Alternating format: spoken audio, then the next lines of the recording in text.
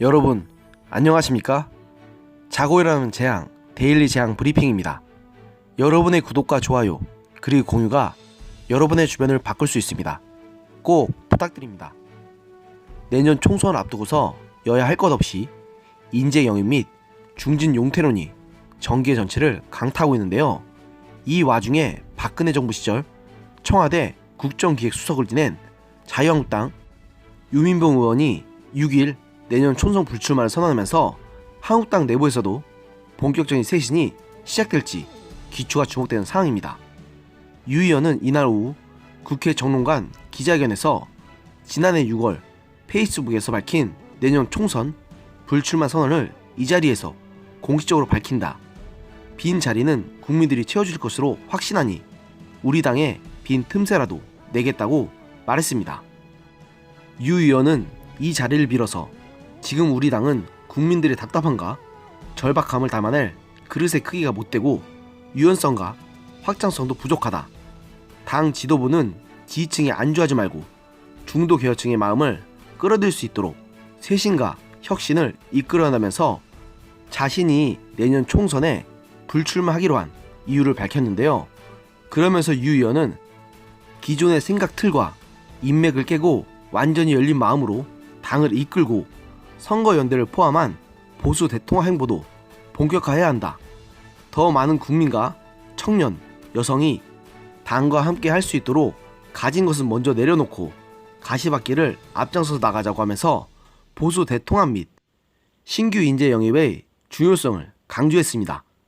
또 유 의원은 지금 우리 당에 필요한 것은 내가 당선돼 당의 한석을 더하는 것보다는 희생으로 국민의 마음을 얻는 것이고 저보다 정치 경험이 풍부하고 정치력이 큰 선배 여러분이 나서준다면 국민의 지지를 얻는데 더 큰 힘이 될 것이라고 밝히며 중진 의원들의 용태를 우회적으로 촉구했습니다.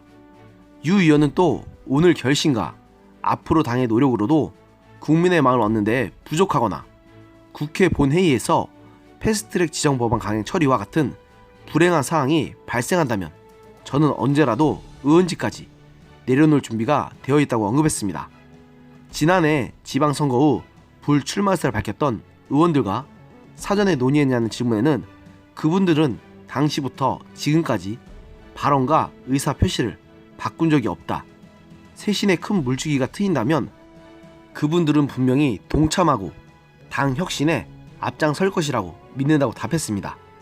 유 의원은 그러면서 당 지도부가 어느 정도 큰 물줄기를 틀 수 있도록 옆에서 살짝 밀어주더라도 동참한 의원이 많이 나올 수 있다고 생각한다.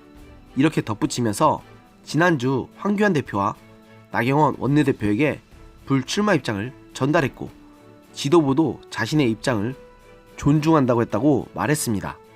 이어 유 의원은 황 대표의 리더십에 대해 우리 당에서 아무도 말하지 않는 모습을 보면서 국민들이 답답하고 실망하셨을 것이다. 황 대표가 다양한 의견을 모두 아우르는 리더십을 보여주시기를 기대한다고 했습니다. 사실 내년 총선을 앞두고서 3선 이상의 중진 의원들이 물러나야 한다는 의견은 비단 여당뿐만 아니라 야당들에게서도 제기되는 목소리였습니다.